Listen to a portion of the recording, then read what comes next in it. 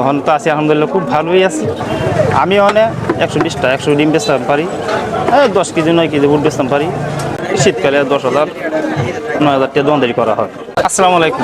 আমরা ভাই খুব ক্ষুদ্র ফ্যামিলি, বাড়িঘর কিছু ছিল না, পরের বাড়ি থাকতাম। একটা ছোটখাটো ব্যবসা করতাম, ডিমের ব্যবসা, বইয়ের বলে যেতাম, নসিন্দিলে যেতাম। এখান থেকে শুরু করছি জীবন। তো শুরু করার পর আমাদের একমাত্র শুধু খাওয়া দাওয়াই শুরু।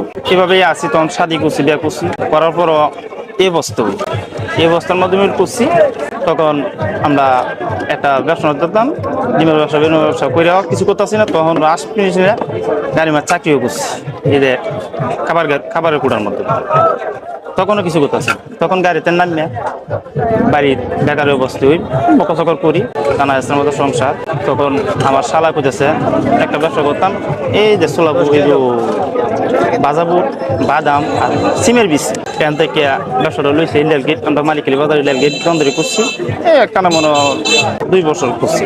করার পরে শীতের কালে ভালো থাকে, কিন্তু গরমকালে আর দোকানদারি হয় না। তখন এর ভিতরে বাড়ি কিনছি, বাড়ি কেনার পরেও ঋণ ফিন লাগছে। কি একটা ফেরা করতাম 2 লাখ 3 লাখ টাকা ঋণ সময়। এর পরবর্তী এই ব্যবসাটা গরমকালে চলে না, পরবর্তী দেখা যায় এই ব্যবসাটা লইলাম সোলাবুড়ে এখন দেখেছি, দেখাছে পরে তখন সোলাবুড়ে ব্যবসাটা লইছি।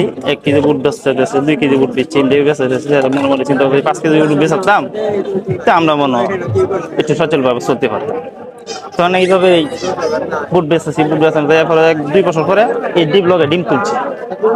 ডিম তোলার পরে বাস 2টা ব্যবসা দিয়ে আলহামদুলিল্লাহ আমরা ভালো সুন্দর সংসার চলতেছে।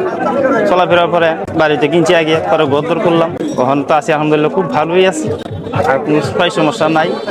মোটামুটি আমরা অনেক সচ্ছলের মধ্যে নিয়ে আছি। কারো কাছে 10টি আনতে হয় না, কারো কাছে যাইতে হয় না, নিজেরটা নিজে কন্ট্রোল ভাবে চলতেছি।